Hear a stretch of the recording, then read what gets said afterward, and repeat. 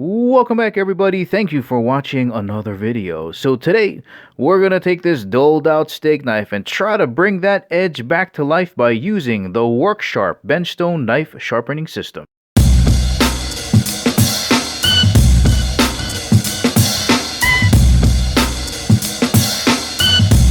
And as always guys, if at the ending of the video you want to purchase a WorkSharp Benchstone sharpening system, make sure you check out the link in the description below. You got two components when it's coming out of the box. You got the base here, rubber feet on the bottom, get you some grip on your tabletop. And you got this tab right here that's going to hook right into this bar under here. Just fits in just like this. And you got a locking switch. So if you leave it unlocked like this, if you have a curved blade as you're sharpening along, it'll pivot like this, or you can lock it down so it doesn't move around. All right, you got your angle guides on the side that are held on by magnets. Right, so there's a 15-degree and a 20-degree guide, and it just holds on like that. They do sell a 15 and 17 separately. Right, you got your core stone at 320. These are diamond stones. You got a 600, and then you got your honing stone as well. And they sell replacements for all three of these on the website as well. Alright, let's get a measurement in here so we get an idea for how big this is. Most of this will be able to fit in your kitchen drawer. 8 inches right here. So maybe 1.25 inches long. Okay, across this way. Go from about here. Yeah, what is that? A half? A little bit over a half. So there's a 2.5, maybe 2 3/4 thick this way. And then height-wise, let me see. Yeah, about 2 3/4 height-wise as well. All right, let's see how much this weighs here. Coming in at 14.3 ounces.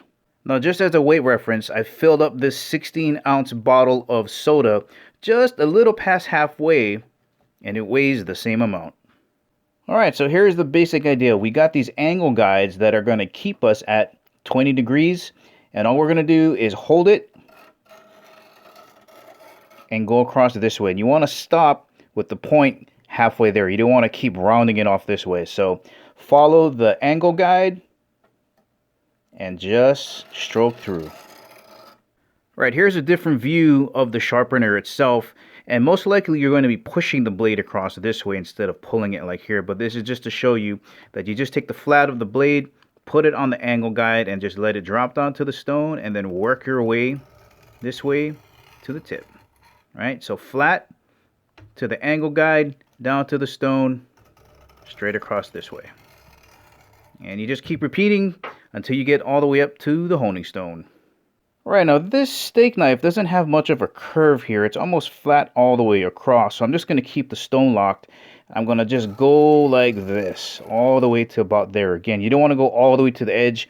You want to stop it right in the middle, just like that. Now, if your knife has a bigger belly in it, a bigger curve on it, you can, if you want to, unlock the stone and work the pivot. So as you're coming across this way, the stone will pivot with the curve of your knife. But for now, it's going to keep it locked in.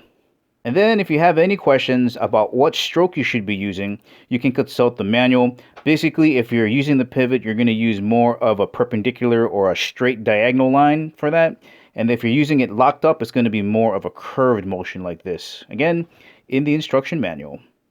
All right, I'm going to get started here. And again, you don't need to put a lot of pressure on here. Just very light strokes. I think I'm done with the 320 grit. Thought I'd show you what the edge looks like there. Still kind of jagged. Large scratches in there. About to move on to the 600. Just a quick reminder, you just want to be really patient. Get your flat on the guide. Make sure that it's square. And then just push through. Take your time. Light pressure. Alright, 600 is done. And you can see that the edge is starting to look a little bit nicer. Scratch is a lot less grainy, of course, than on the 320. Now I'm going to hit it with the honing / polishing stone. Should have a pretty decent edge. I got one last tip when you're sharpening on the Benchstone, or for that matter, if you're going to sharpen on any sharpening stone, and that's simply don't forget to put support out toward the tip of the knife. You want to have nice, consistent, even pressure all the way through your stroke, and if you forget this support, you're going to miss the very tip here. So again, flats on the angle guide, support all the way through and across. Alright, here's what the edge looks like after being on the honing stone. We can see how that light picks up this polished edge right down here on the bottom. Alright, that 600 grit is not going to take out all those fine scratches, but this did give us a much improved cutting edge than what it was before. Let's see what we're dealing with here. Oh yeah, very good. Nice. Let's try the other corner. Yep. Now this took a while to do. Let me explain why.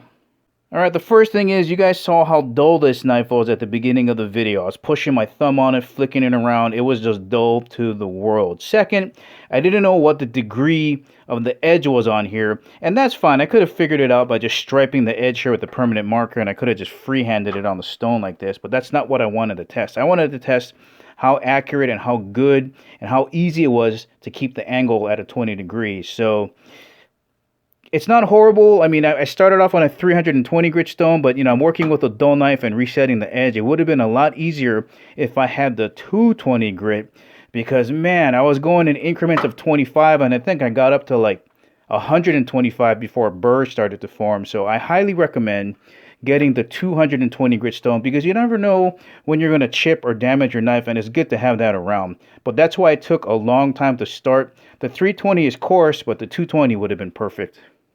Now, let's say that you take really good care of your knives and you just want to maintain that edge. You never want to reset that edge. Here's what I would do. I would take out the 320, take out the 600, and replace it with the 800 and then the leather strap, and then just leave the honing stone there. You're going to have a perfect setup for maintaining your edges.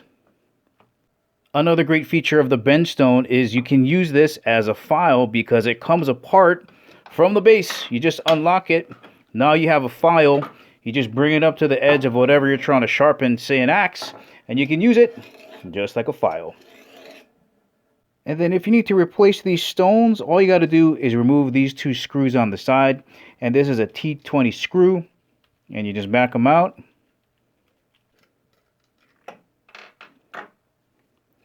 Move the holder. And then once these two clips fall out, basically just slide out the old ones and slide in the new ones. That easy. Just a couple of things about these diamond sharpening stones. You got to treat them just like any other kind of stone or sandpaper. If it gets too loaded full of stuff, it's not going to cut as effectively. So you just got to make sure you clean them off. Soap and water, maybe just a toothbrush, lightly clean it off, dry it off, and put it back on. And I'd also thought, I point out that on the back of these, look, there's a lot number. So these guys are really into quality control. If there's an issue with the lot number, they can just pull them. So that's a nice touch. Even got the logos back there from Worksharp. Nice. Well, alright guys, this has been your look at the Worksharp Benchstone knife sharpener. We took this dead to the world knife edge, we reset the edge angle, and now it can cut again. Super compact, you can fit it in your drawer, and this is going to sharpen just about everything you got around the house. Remember guys, if you want to purchase this knife sharpener, make sure you check out the link in the description below. Thank you for watching. I'll catch you in the next video.